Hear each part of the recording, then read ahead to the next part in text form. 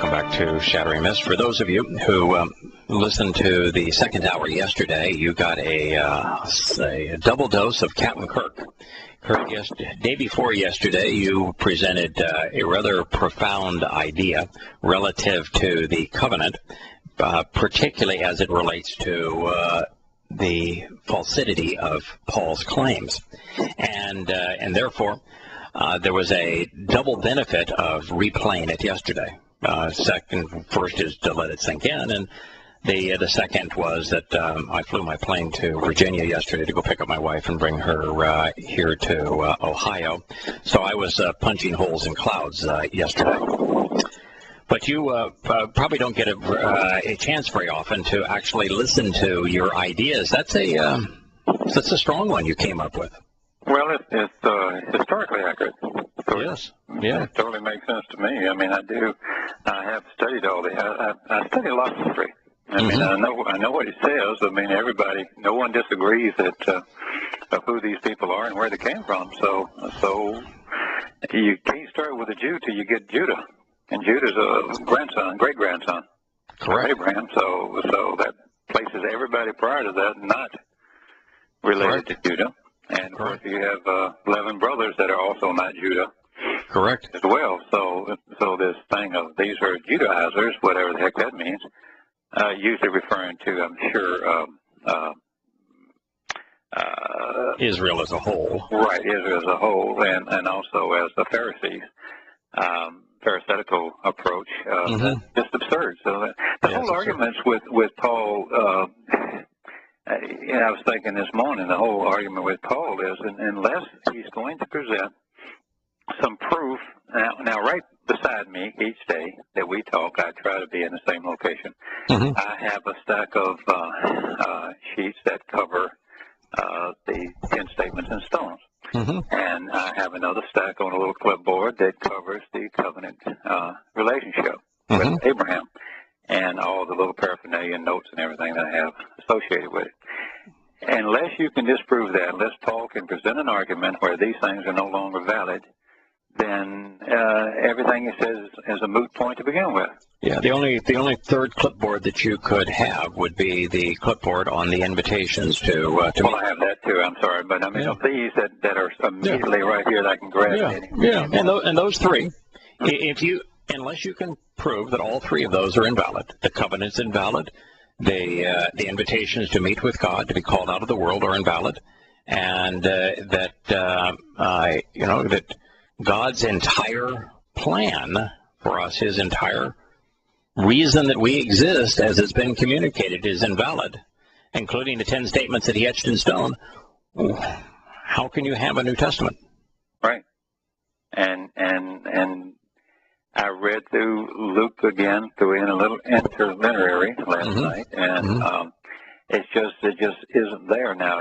There's a section later that you come to where Jacob is quite adamant that is very well spoken, and but which he's always the bad guy in the Christian movement. But of course, have less. It's easier to hit.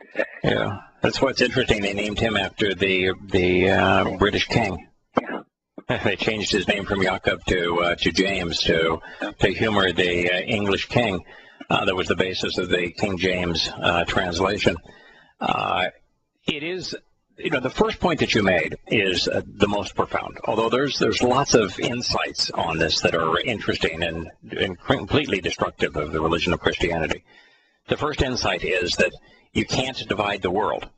No. From a salvation perspective, or from a relationship perspective, or a Torah perspective, or a covenant perspective, based upon this notion of ethnicities versus the Jews.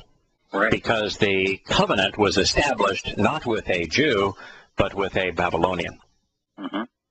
And that the husband and wife that produced the first child, they were both Babylonian, as was their child. Exactly, yeah. And so the covenant is not about Jews. It is about taking people out of and away from confusion, human institutions, Babylon, and bringing them into the promised land. That is what the covenant is all about. So it's about taking people from Babylon and bringing them into the promised land. And Yahowah's outreach was towards Goyim, Gentiles, Babylonians. And so when Paul then says that Shimon, Jacob, and Yochanan, Peter, John, and James, were limited by him and agreed to be limited in terms of their outreach only to Jews, well, that would be the opposite of what Yahshua told them and what Yahowah has always been about. And what the historical record demonstrates that they did. Correct. And by the way, the I think it's the longest prophetic book. If it's not the longest, it's the second longest. Yirmiyah. And Yirmiyah is the book that trashes the notion of the Christian New Testament. Who was that book written to? Gentiles? Absolutely. It's the only book in the Torah, Prophets, and Psalms that begins by saying this book is written to Gentiles. And so Yahowah has always had an interest in sharing his anti-religious, pro-covenant message with the entire world, and has used Yehudim to do that. So what you basically have a contrast here is that Paul is saying that Yahowah's chosen people could not reach out to the ethnicities, and that he was taking people back to Babylon because of his affinity for the Roman government, which was the manifestation of the fourth beast, as Yahowah describes the beast in Daniel. Rome is the epitome of the beast, and Paul is taking them back to Babylon. Right. Just as Yahowah took Abraham and Sarah out of Babylon to the promised land via the covenant.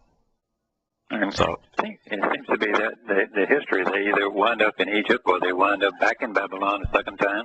Right. In captivity and so forth. So he uses that not only as a metaphor, but he uses it constantly as an example, as teaching example. So you keep wanting to go back there, so go back there. So the Israelites wanted to the descendants of Abraham and Sarah. There was a drought in Israel. They went into Egypt. By their own choice, they were enslaved there. And now you have a politicized religious government that is almost the embodiment, the living embodiment of what Babylon once was. It's called Mitzrayim, the crucible. In fact, Egyptians still use that term to describe them themselves. Mitzrayim, the crucible. And what did Yahowah do? Did he say, nope, you're just going to stay there as slaves forever? I really like it when my people are slaves. Well, no, but he didn't rush to do them, but he told them his promises are always good to him. These are his voice group, his control group, as you like to say, and I agree. So he'll always go there to rescue him because he's made these promises to Abraham, and his plan's going to be displayed on the world circuit, on the world stage, regardless. Yeah, he told Abraham that he was going to free them from being enslaved after 400 years. Right. And so, do you think there's a reason that do you think he was just callous of time? Do you think he was in no hurry? Or why was it that he allowed them to be slaves there for 400 years and picked a time certain to rescue them? 40 days, 40 years. Time of testing. Multiplies of 40s are times of testing. That's why the 40 Yobel, or 2,000 years, is so essential on our calendar if we want to understand Yahowah's timing. But there's another reason as well. And the second reason is that Yahowah doesn't like to intervene in human history. If God was intervening all the time, people are always asking a miracle for their God to help them score a touchdown, touchdown Jesus. And, they point to the sky if they hit a home run. And, God's intervening in everyday activity according to the religious fanatic. Now, that's just not the way God operates.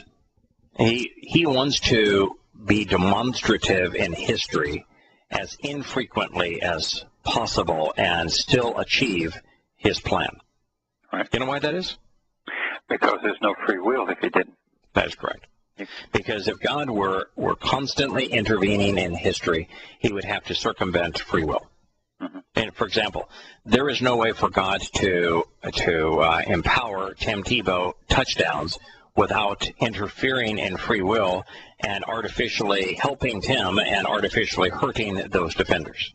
Mm-hmm. So God would have to be this master manipulator that was always pulling the strings, and that free will was really nothing. It was meaningless. Mm-hmm. And so that's just not God's style. Free will has to be sacrosanct. If it's not, then there is no love. There's no love.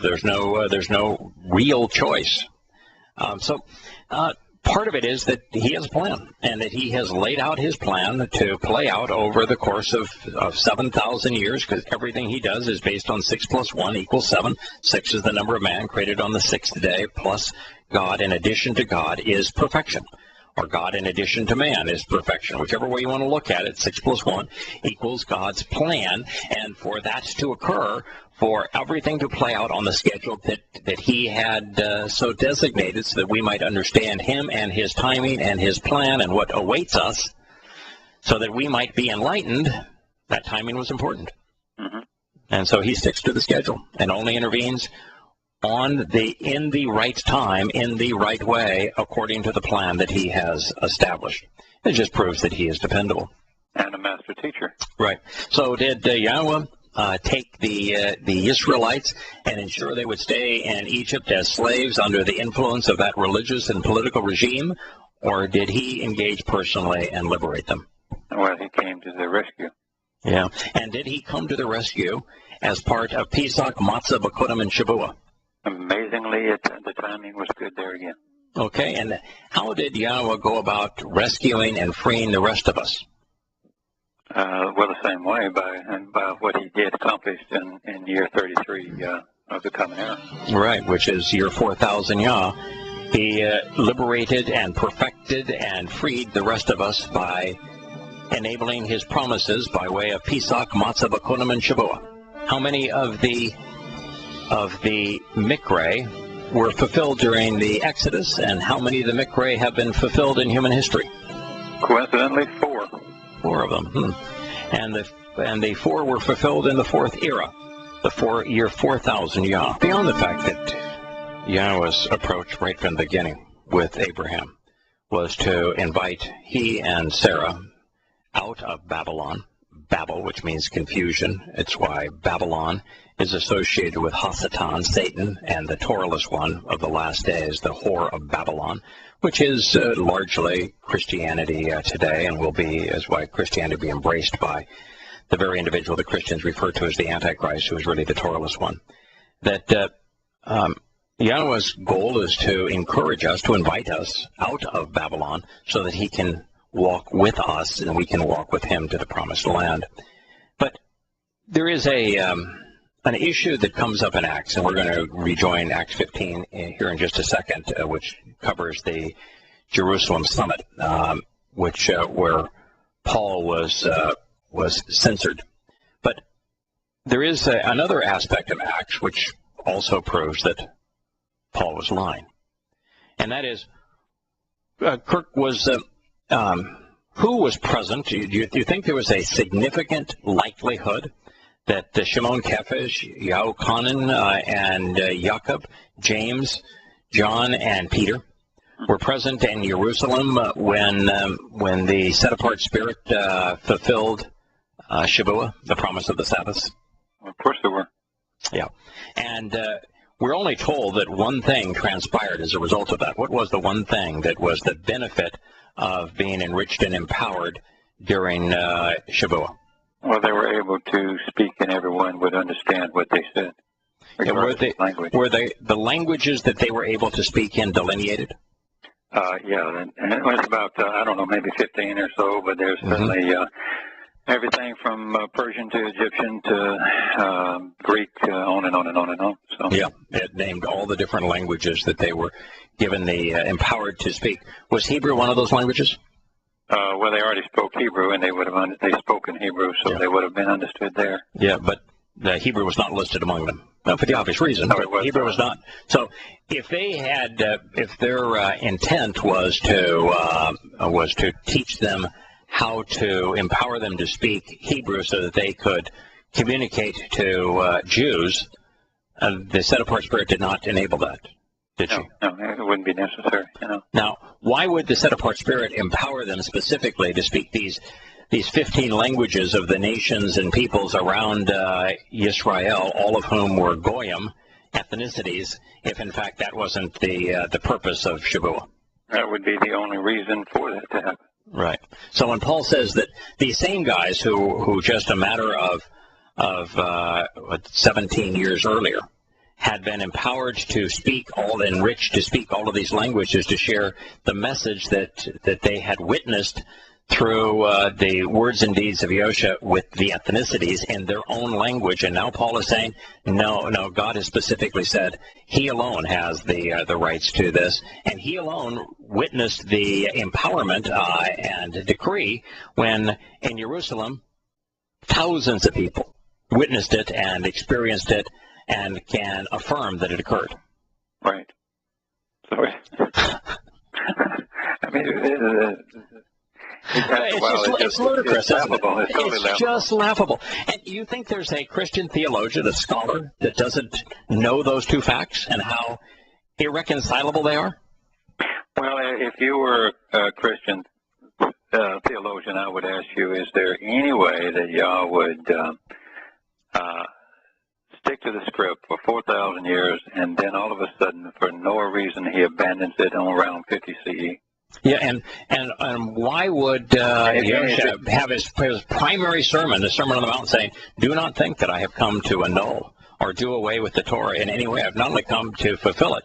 Not a single letter or any portion of a letter in of the Torah, prophets, and Psalms will be negated so long as the heavens and earth exist. And that anybody who were to suggest that any aspect of the Torah has been done away with, they're going to be called lowly and little. Mm-hmm. And anybody who proclaims the merit of all of the details of the Torah, they are going to be valued in the spiritual realm of heaven. How do you reconcile that? You can't. And then you have to ask yourself, if all of a sudden he has to realize, Yahowah would have to realize somehow that his plan was totally unsatisfactory in order to make a change. So the God who created the universe, who conceived life, right, who communicated the Torah, the prophets, and Psalms, who has been perfect on his understanding of history all the way back to the first day of creation, all the way to the last day of human existence, that same God blew it when he came to his plan of teaching, of relationship, and of salvation? The God who created life can't save life? That's what you're asking us to believe. The God who created life through a communication medium, DNA, can't communicate effectively with us? Yeah, right. Awesomely clear. And there is no way to reason your way around it. That the claims that Paul was making are utterly false. And this is the most direct way of recognizing that, or one of them anyway. As you begin to read in the 15th chapter of Acts, which chronicles the very meeting that Paul was criticizing, where he was demeaning the participants, particularly John, Peter, and James. It begins by telling us, defining the conflict, defining the sides, defining the issue. And it says, "And some, having come down from Yahowah," this means related to Yah, "were teaching the brethren that if you are not circumcised as prescribed by Moshe, you are not able to be saved." That's what they were teaching. Based upon the Torah, were they teaching a message that was consistent with Yahweh's Torah teaching? Verbatim. Verbatim. Yahweh does use the term salvation a number of times. and he speaks of salvation. I think he prefers the term sadak, which is to be made right, to be made upright. Because to be made right is to be in a position where you know the truth. You're committed to those things that are correct. Your perspective is accurate. You're in a rightful position with God. I mean, I'd much rather be right, because being right with God equates to salvation. But when Yahowah is throughout his Torah, is he focused primarily on saving us, or is he focused primarily in introducing himself to us and guiding us so that we might come to enjoy having a relationship with him? Yes, it's the walk down the pathway, the straight and narrow path, as it turns out, but that's what he's looking for. Yeah. So anybody can pull you out of the boat, but that don't mean they want to spend the rest of the time in the life in the boat with you. Yeah. There's got to be more to it than that. Right. So the salvation process, just as it was for the Jews and Mitzrayim and Egypt, is part of them engaging in the covenant and following Yahowah's advice, which ultimately leads to them participating in the 7 Moed Mikre, where they are made immortal, where they are perfected, where they are adopted and enriched and empowered, and ultimately led to the point where the relationship is reconciled and they're engaging in a camping out with God. Sure. That is the process, and so Christians are, and I think this is really an influence of Christianity here, where they said they might not be, they won't be saved unless they're circumcised as prescribed by Moshe, which means as prescribed in the Torah. Because does Moshe tell us we have to be circumcised? No, he retells the story of Abraham, and that's. Yeah, no, it's Yahowah saying that you have to be circumcised. Yahowah says that. Right, yeah, that's right. So all Moshe is doing is writing it down. Yeah, he's a scribe. Right. So it's not. So the Christian influence number one is as prescribed by Moshe. Moses. Connotation, Yeah, and that is right, and that is invalid. Mm-hmm. That is inappropriate. It's as prescribed by Yahowah in the Torah. Mm-hmm. So that's the first thing, and that distinction is important for Christians to try to make, to try to have people buy into, because if it said as prescribed by Yahowah in His Torah, then Christians would have a real hard time saying, "Oh well, okay, yeah, gee, it is." He is God, and it is Torah. This is His prescription. How do we come up with a religion that annuls that? So they change it from Yahowah prescribed in His Torah to Moshe. That's a legacy of Christianity. It's a tragedy, by the way. The second aspect here is that it's focused on salvation. Yahowah's not focused on salvation. No. He's focused on the covenant relationship. Yeah. He's focused on guiding us to a place where we can live with Him. Right. Salvation is just a byproduct of the relationship, certainly. Yeah, exactly. And as a matter of fact, if you look at the 7 steps we walk to Yahowah, the first 4 of which being the most important, so that we can live with Him, salvation isn't really demonstrably part of any of them. It's by implication, each of them culminate with us being saved, but the first issue is immortality. Now, immortality by itself is not salvation. You can be immortal and not saved. That's right. So immortality just means that we transition from being a mortal being of flesh and bone to an immortal being that is spirit. Right. Okay, so that's all it does. Pesach is simply about immortality. That's a good thing. I mean, if you can't be saved unless first you're immortal, right? You can't be saved, spared from death, unless you're first made immortal. Now you can be immortal and be estranged from God. To be in God's presence, what must we become, at least from His perspective? Well, he said you have to be perfect. That's why you don't bring there you go. demon things around you. Right. Second condition of the covenant: walk to me and become perfect. Since Yahowah is perfect, there is no reason for him to, and no way really for him to accept imperfection. Yeah. Right. In his presence. And so that's the reason why when Yahowah is dealing with imperfect people, as he exhibited himself to fulfill Pesach Matzah and Bakodim, as he led the children of Israel out of Egypt, as he conversed with Abraham and Sarah. That's why it's always a diminished manifestation of Yahowah. The entirety of Yahowah and his perfection being exposed to us would incinerate us. And so it's really that we can't exist in his presence without being perfected. So Yahowah perfects us, and the means that he has done that, and to still be just and fair, is that he himself paid the penalty to ransom us from our failures. Right. So the second step along the way is matzah, which resolves the issue of being immortal but still being flawed. Matzah removes the religious and political, the main flaws from a human soul, religion and politics.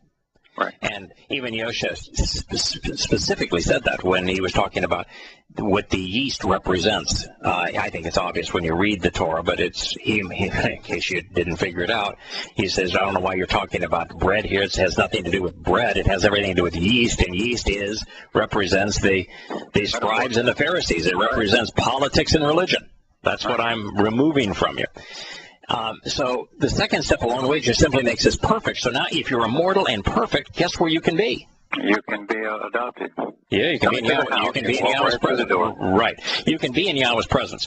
Now, being in Yahowah's presence, Hasatan can occasionally show up in his presence, because Hasatan is a spiritual being, but that doesn't mean he gets to live with God, does he? No. Doesn't mean that he gets any inheritance from God, does it? Not at all. Doesn't mean that he has any status with God as it relates to being a child of God. But he will let him be immortal. Right.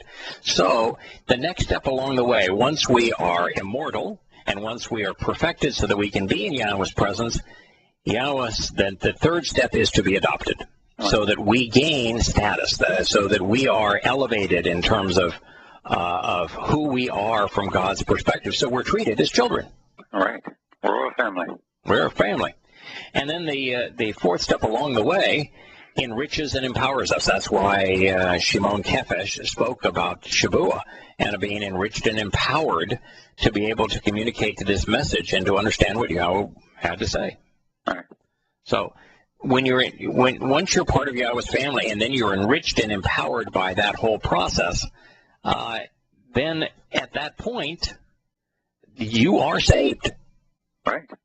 In fact, yeah. Right, and I would go as far as to say that once you reach that point that you've received the 5 benefits of the covenant through the fulfillment of the first 4 invitations to meet with God, that salvation, in terms of importance, is, I would say, meaningless. But it doesn't come up. I mean, I'm safe in your house. What I care. Right. Yeah, I'm living with the Creator of the universe, and I've inherited all that He has to offer. I've been enriched and empowered by Him. I've been perfected by Him. I've been adopted into His family, and I've been made immortal by Him. And I get to spend all of the rest of my existence forever with Him, doing fun stuff. And growing. Where does salvation enter in terms of being a priority among those things? It's not a hot topic then. No. See, Christians are fixated on wanting to be saved, but they don't know what they want to be saved to. I guess they want to be saved from hell, but they're not going to hell. And Yahowah says, why would I want to spend eternity with you if you don't even know who I am, if you don't even like who I am, if you have no respect for my Torah and my teaching? Why would I want to spend eternity with you? I think you can boil it down to you don't care. No. Now, that attitude is the hardest one to deal with. If you don't care. I know. Enough to listen. Even listen. Even Shema. Yeah, if you don't care enough to even listen to what God had to say, then...